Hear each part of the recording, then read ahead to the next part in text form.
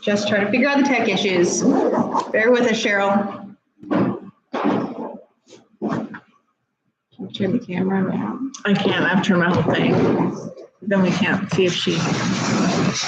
And you can get one of those like what I have. Thank you. Yeah. I hope they can get a new something. I looked everywhere and I was like, I did not find this in my life. I just want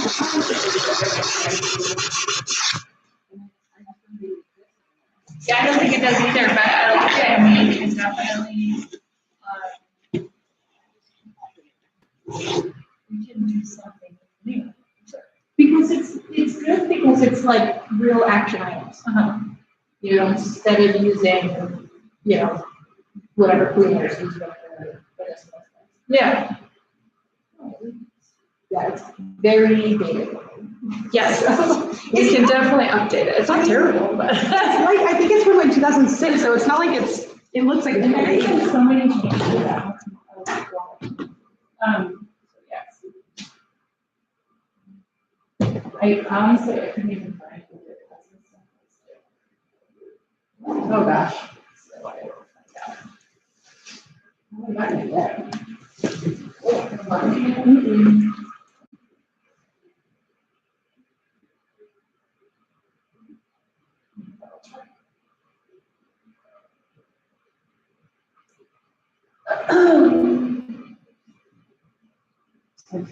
Handy.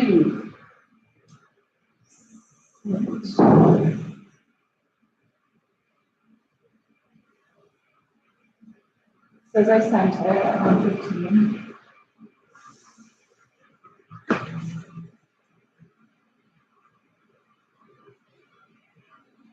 I mean, I use it for flying to me, right?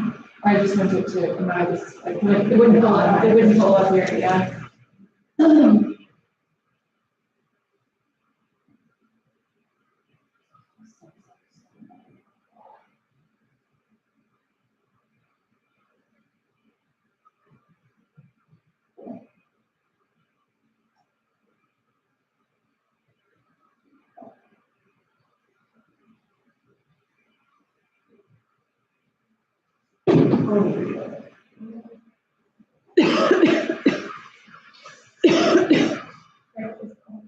What's your reply? I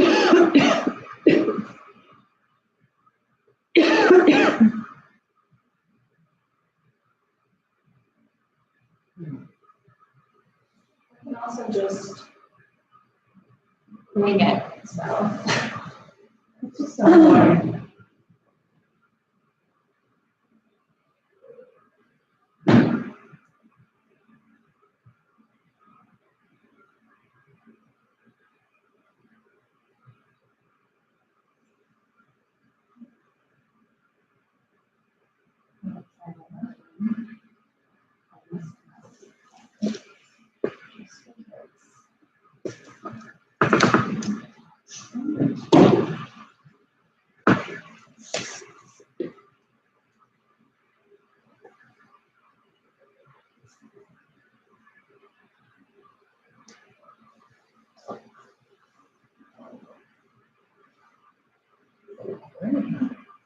Yeah, we have a better room, but we have to move it. Yay! So for future, I mean, because this is the second time we've done this room. So what do you guys have? I mean, I think we could just do a slideshow, we can look at the next on your screen. Because like you don't have a computer to look at it. I mean, you just have this, yeah. Yeah, that's fine. I can totally do that. Let's just do that presentation.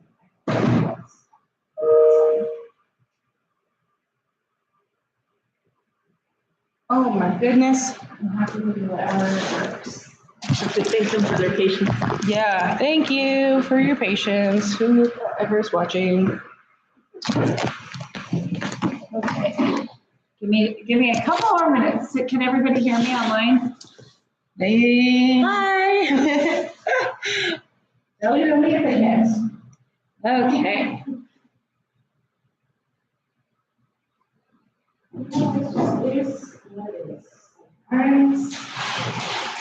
could be worse. It could be worse. We were homeless for like about a month there. Yeah. And we found this room. Yes. Okay, sorry. All right, guys, so my name is Brigitta and I'm with the Idaho Department of Health and Welfare. I am the section manager, so I oversee the food protection program as well as the environmental health program. So the food protection program is who regulates and oversees food safety for all of Idaho. So they work with the public health districts to do all the inspections throughout Idaho. And then the other half of the program is environmental health, which encompasses radon, which we're going to talk about today. We do a lot with childhood lead safety and trying to increase blood testing in Idaho for kids. And then we also have the private well water program. So we do a lot of outreach and education on the importance of protecting wells for private water and testing your wells if you have private water. We also do site assessments, so for contaminated sites, so a factory, for example, or there's a big mercury spill or something, we actually go out and we do health consultations to determine basically next steps for, and we work a lot with EPA and ATSTR, which is the affiliate of CDC, to try to clean up those sites and make them safe again. So today we're going to talk about radon. Do you guys know anything about radon? So I'm buying a house, and I should get keys on the 27th. And I asked him, I said, do you test for radon? And the guy's like, we don't have a radon problem in Idaho. And I was like, well, I think that's false. Okay, so, and then in the contract, some of the stuff is said already, they did say that they do unsafe radon, like building practices or something like that, so. Okay. I still want to test it though. Yeah, you do. Part of our big push in the radon program is working with realtors. We actually have a radon presentation specifically for realtors because, you know what, I'm going to stop you because you've already pulled this right up. Oh, sorry, I kept jabbing my face against the thing. I just didn't want you to jerk your computer. Because radon is not getting tested when a home is for sale. There are a few builders, and there are more and more I'm starting to see in Idaho that are actually putting in mitigation systems as they build the home, and I'll talk about that more in a bit. But to put a mitigation system in when a home is built is like $300 to $500. To do it after a home is built is like $5,000 or more dollars. So it really is smart to just make it part of the construction process of the home. Okay, hold on, I gotta figure out, is there or do I just click? Right on your computer, there's a. Sorry guys, I'm just trying to figure, there we go. Okay. So radon is a naturally occurring radioactive gas. It is colorless, it's tasteless, it's odorless, it's invisible, which is one of the reasons we don't really think about it. It's also not something that's a man-made contaminant, so it's natural, so it's just there.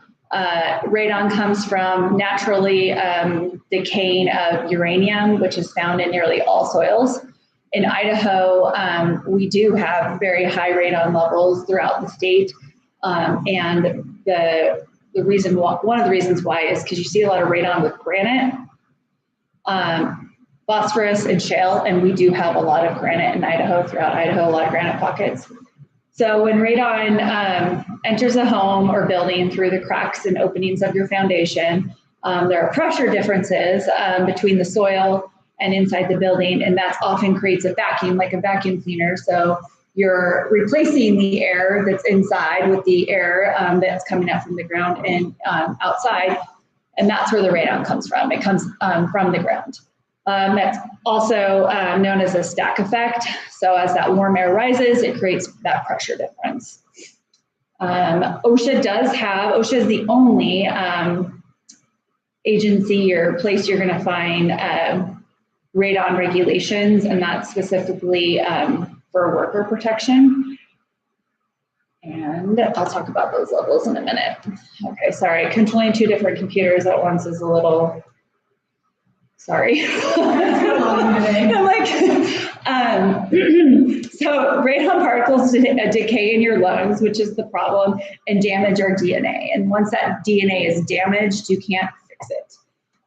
So radon gas breaks down into radioactive particles that can attach to dust and substances in the air, and then that's what we breathe in. These particles can then be inhaled into our lungs, and then they damage the DNA. And this causes lung cancer. Does this cause lung cancer quickly? Not necessarily. It's a chronic, so it's over time. It's constant exposure that causes that cancer. And they have done a lot of research with radon, and as far as does radon cause other cancers or other issues, and it really is linked to mostly lung cancer. Radon is the second leading cause of lung cancer in the United States after smoking. So if you are not smoking, it's actually the #1 leading cause of lung cancer in the United States. Okay. Radon is found in homes regardless of age, size, presence, absence of a basement. There used to be a lot of people would think that you only can have radon if you have a basement. It's only an issue if you have a basement. That's not necessarily true. You can have a trailer. You can live in a cardboard box. You can live in a 5-story house. It doesn't matter. The radon can get into your home.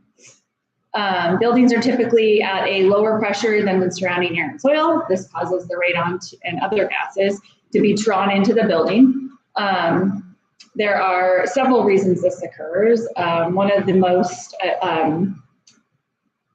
biggest causes is exhaust fans and moving that air into the building. Much of this replaced air comes from the underlying soils, especially in the winter. The reason radon is highest in the winter, that's when we recommend people test, is because the ground is frozen outside, and so the radon is going to follow the path of least resistance and it's going to come up under your house where it's not frozen. So typically radon levels are higher in the winter than they are in the summer. So when air enters the building from underneath, radon will most likely come in as well. And I already said that, sorry. It varies depending on season, and it also varies depending on if you have fans running, if you have vents open under your house, if you have windows open. I like to tell people for general air quality, not just radon, but all sorts of things, PM particles as well. It's really good to open your windows in the winter and like air out your house. It's one of the best things you can do, actually. Especially this winter, where we have such a mild winter, it's the perfect time to open up your windows. Okay. All right, so radon levels are measured in picocuries per liter in the United States. Picocurie per liter is a unit of measurement from the concentration of radioactive materials most used to measure radon gas in the air. A picocurie is 1/1,000,000th of a curie, and a higher picocurie reading indicates a greater concentration of radon in the air. I'm making sure I'm on the right page. Okay, so high radon test results are found in every county in Idaho, and we actually have a really good map of radon results that we've gotten over the years to show this, and I will show you which counties have higher levels than others. 2 out of every 5 homes in Idaho have higher than recommended levels of radon. 41% of homes tested in Idaho have radon levels above 3.9 picocuries per liter. The Idaho average radon level is 6.8. We've calculated that average from just the tests that we've received in Idaho, so it could be higher than that. And only 6% of Idaho homes have been tested. If radon were visible, everyone would test, but because it's not, we don't think about it. I have to remind myself, you should be testing your home every 2 years, and I have to constantly, every 2 years, I'm like, okay, it's time to test for radon. I have a radon mitigation system in my house, and I still, you still want to test to make sure that that system is working properly. Okay, so this is our map. It's on our website, which is radonidaho.org. We update this map with the radon tests that come in annually, so it's updated once a year. The map is an accumulation of all of the radon tests that have been taken in Idaho. So all of the different radon companies, and AirCheck is the one we use, they send us their results. They don't send us name and address. It's just based on zip code and the level. So with that information, we've created this map right here. So I don't know if I can make that bigger. I better not mess with it. So the dark purple areas, it means that over 50% of the homes in that zip code have results above 3.9. A little bit lighter, it's between 25 and 50%, and then so on. And then it's the very light colors, which we found actually those are areas of Idaho that's mostly mountainous, you can't really live there, are less than 5%. Any questions so far? That guy was wrong. He's and we often, realtors they just don't know. I have a friend who's a realtor and he had no idea until I told him that he needed to start testing. So this is from current data that we've just received. And this is basically the percentage of tests taken above 4.0 picocuries per liter. So the highest is in Butte County, which is Arco area, that part of the state, eastern Idaho. And basically 70% of the tests that are taken have been above 4 picocuries per liter. Next, Bear Lake, Jefferson County, Ada County kind of ranges in the 25% range for number of tests above the 4.0 picocuries. So this just gives you an idea of the percentage of homes with high radon levels per county. And the 4, what is it called, the curie levels, what's that 4, and that's where you mitigate? That is where we use EPA recommendations, and that's the level that EPA recommends that you put in a mitigation system, correct? Yeah. So for example, gives a little perspective, 4 picocuries is the same as smoking 8 cigarettes a day. Whoa. So that gives you kind of an idea of what that number means. Yeah. Yeah, right? That's how I like to use it. When I heard that, I was like, oh, that's a lot. Okay. My clicker's not working here. Okay, so this is the highest, basically the highest picocurie tests in Idaho by county. So the highest in Idaho is Teton County. So Teton County is over by Driggs, Cargill Ski Mountain over in that area. Teton County actually, I think it's actually, can't remember if it's Teton County or the city of Tetonia. They actually have a requirement that every new home or building that is put in, there has to be a mitigation system. Are they hearing it okay? Yeah, I think so. I just like to make sure it doesn't go black. Is this a little bit far? Here, let me see if I can move it up, you guys. Sorry, everyone. No, you're okay, because I'm watching it on my phone, so like, So you can see it.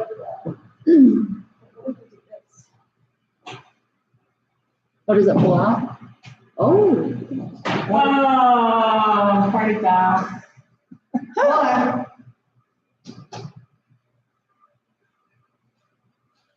Dang! There we go. Now there's a glare. And you have the presentation now, so if you want to send it out to people, you're more than welcome to. Now there's kind of a glare, but I don't think there's anything you can do about that. It's 16 lights on. You want me to show this? It's the slides.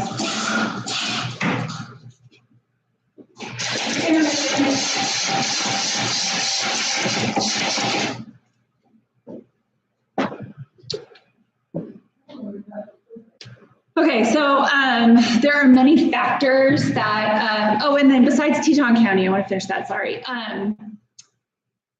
Coeur d'Alene area has started requiring it as well, and then Blaine County also requires it. And actually, let me move back because I didn't get, uh-oh.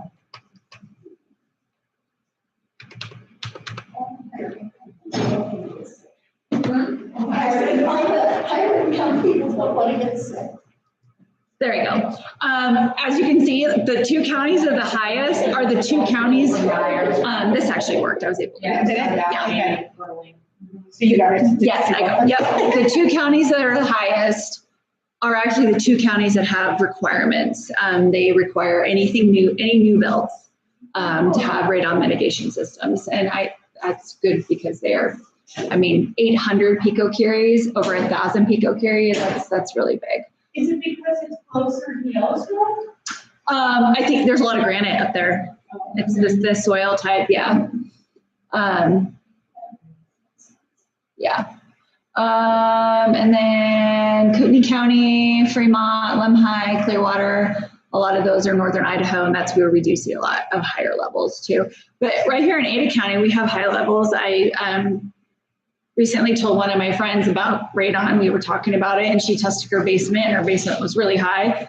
And so they put a mitigation system, but their neighbor right next door had very low levels. So just because your neighbor has high levels, it doesn't necessarily mean you're going to have high levels. That's why it's important that everybody tests. And the reason why is these factors right here. There are a lot of factors. How it depends on, like, what does the ground look like underneath? Is it clay? Is it granite? Like how are gases able to move through those soils? And then in the house and in the air, weather pressure changes make a big difference. If there's a storm, so they've done long-term radon testing in homes, and when there's a storm that comes through, it drastically changes the radon levels in their home. The time of year, which I talked about already, occupancy patterns, so opening, closing doors, windows being open, running fans throughout the house, all of those things can change what's in the air. What kind of filtration do you use? Some people use HEPA filters, other types of, like, just all kinds of things. And then the house and how it's constructed. So they used to make houses not so sealed up and tight as they do now. So how sealed up a house is also changes how much radon is coming into the home. And I'll talk about that in a minute when we talk a little bit about mitigation and what that looks like.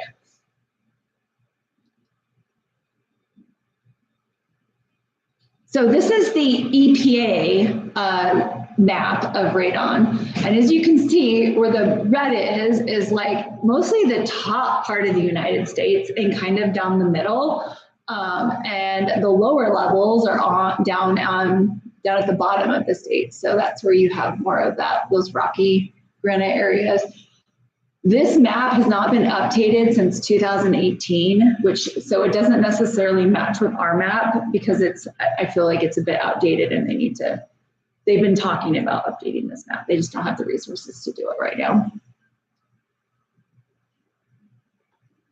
Okay, so testing. You want to test your home for radon at least every 2 years. You can get a free short-on radon test kit from me today. And those who aren't here, I'll just leave you a stack and you can hand those out. Let's go over that right now, actually.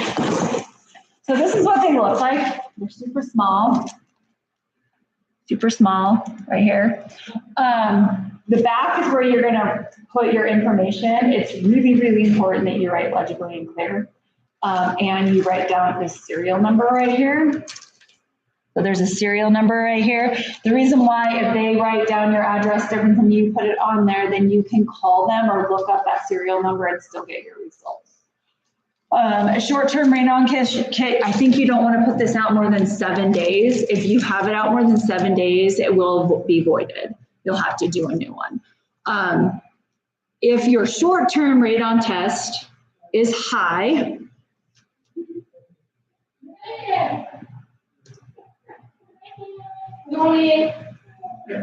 hi. They're all in the hospital. Oh no! I know, this room is so kind of hard to find. Well, when I asked downstairs, they had no idea what room I was talking about. They were like, You should sit on this side so you can see. Here, over there. I made the. You want this? Is it right here? I'll scoot over. Thanks, Depression. so you've missed some of the presentation, but I've given it to her so you guys can open it up and review it later. I'll send it out. Yeah.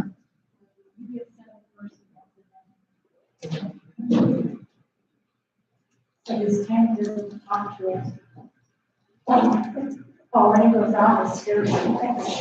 Oh. So you can get this from us today. You can also order one on our website. If something is wrong with the one you get today, you can purchase one for $11 on our website, which is way cheaper than you're going to get one at the hardware store on Amazon. They're more like $20 to $30. If your results with the short-term radon test come back high, you want to do a long-term radon test. Because as I was saying before, radon levels change all the time. So you really need to get that average to really know what the levels are in your house. But most likely if they're high with this, they're going to be high with a long-term radon test as well. So we recommend if they are high, you test with a long-term kit. You can also call a radon mitigation specialist to get advice from them on next steps. We also just started a library program in Idaho, which we're really excited about. We only have 3 libraries on board right now, and the library locally that's on board is the Garden City Library. We have long-term radon test devices that you can actually check out from the library and use at your home and then return after you're done, so you don't have to buy one yourself. And we are trying to get our program in other libraries. It's just, a slow process.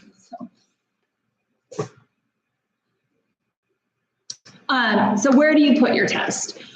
You want to put it on the lowest level that you actively live, okay? So if you have a basement, but you're never in the basement, I wouldn't recommend putting it in the basement, okay?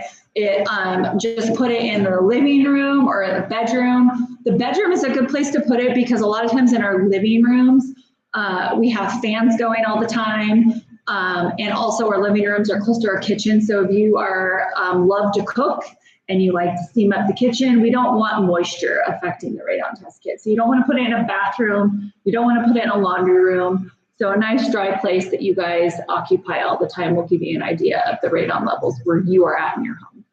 So you don't want to use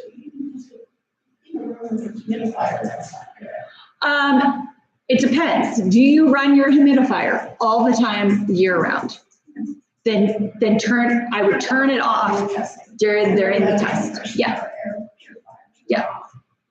So I tell people, like, if your normal environment is to run a fan 24/7 all year round, then that's where I would test because that's normal. But if your fan is just when you're cold or just when at night, because I like to sleep with fan because I hear everything if I don't, that I would try to just keep it off during that period and then turn it back on. And do not put it in crawl spaces or basements that you do not use. All right. So these are the radon test results and recommended actions. So if your radon level is between 0.4 and 1.9, no action recommended. Radon levels can change over time, so we suggest that you test every 2 years. I try to test my house every 2 years, and it does change. Like the first time I tested my house with this mitigation system, it was like over 2, and then the second time I tested, it was like 0.9. So it really does change depending on where, when you test and what's going on in the environment during that period. If it's between 2 and 3.9, consider running a long-term test to see if it's what that long-term average is, and consider fixing your home. If it's 4.0 and higher, fix your home. We recommend calling a radon mitigation specialist. We're actually getting more and more in the area, and have them come over and give you a quote, look at your home. They will often do their own test just to make sure that your test is accurate. And yeah, do mitigation. All right, so fixing your home. Sorry, I'm just getting my slides lined up. Your home can be fixed, don't panic. If you have high radon levels, there's things you can do to reduce it. They can be brought down to 2 picocuries or lower. Fixing your home, as I've said a lot, is called radon mitigation. Hire mitigation specialist. You can go to our website, which is radonidaho.org. We actually do have a list of certified licensed mitigation specialists on our website. We do recommend you use a certified mitigation specialist because they're trained to do it properly. We also have DIY manuals on our website. We have a video that can help you do it. If you can't afford to do it, hire somebody, you can try to do it yourself. Simple things like sealing all the cracks in your basement, putting down plastic sheeting. Those things will reduce your radon levels quite a bit. So there's 2 types of mitigation. There's active and passive. So active mitigation is they seal all the cracks, they put a tarp down in your crawl space, and then they put a pipe for underneath the the plastic that goes all the way up above your house. And then there's this fan that actively removes that out of the house. And then passive is no fan. So without, and depending on how the house is constructed and what type of home it is will determine if you need an active or a passive system. Okay. So what can you do? You can share the information about radon, and I would recommend you also go to this website and read up more about radon and things you can do. We also have a Idaho Radon Coalition, and this coalition is Idaho, Oregon, Washington, and Alaska. And it's not just state agencies, it's radon mitigation specialists, it's you guys, it's anybody who wants to join to basically have the same purpose and mission to protect the health of Idahoans and other states as well. So if you're interested in that, let me know. I can get you guys some more information. And here's our contact information. Do you guys have any questions? So I've been told, that you should test when, like if you're gonna go out of town, you should test when all the doors and windows are shut. And like, be out of town for the weekend. And so it's not a bad idea to do that, but here's the thing. It's not a real representation of what your home is all the time, right? So that'll probably tell you what your highest levels ever will be, because it's like the ideal situation, but that's not your living space, your active living space, right? Your active living space is the kitchen fan going and you're cooking dinner and you're doing laundry. And so I tell people that you should just do it in your normal, like everyday environment. But if you want to know what your very highest levels is, yeah, do that.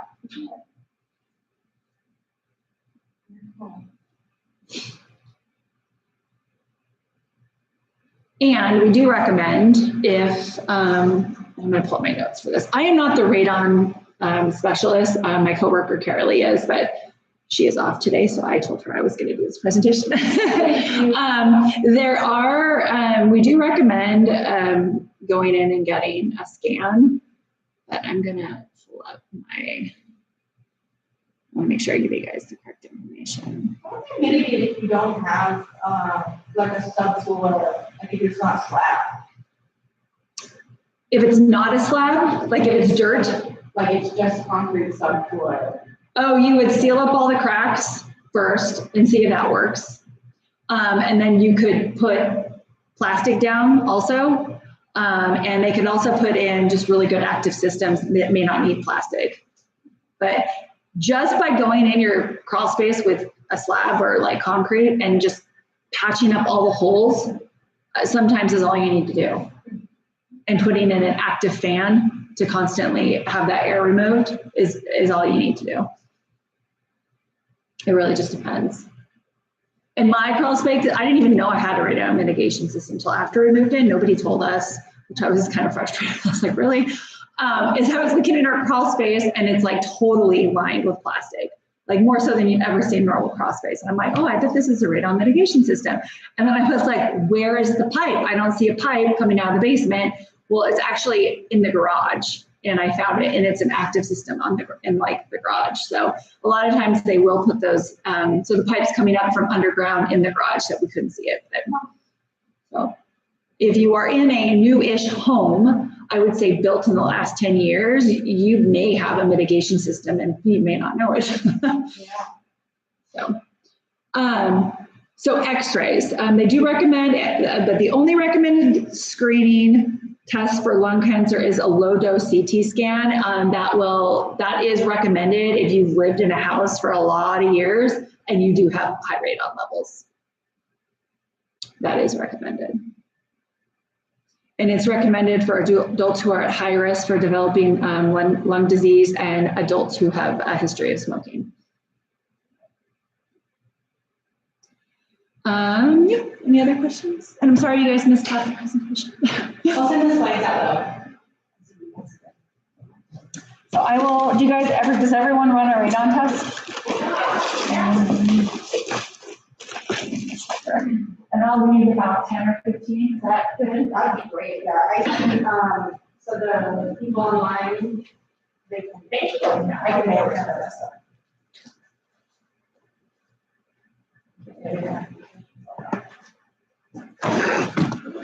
it.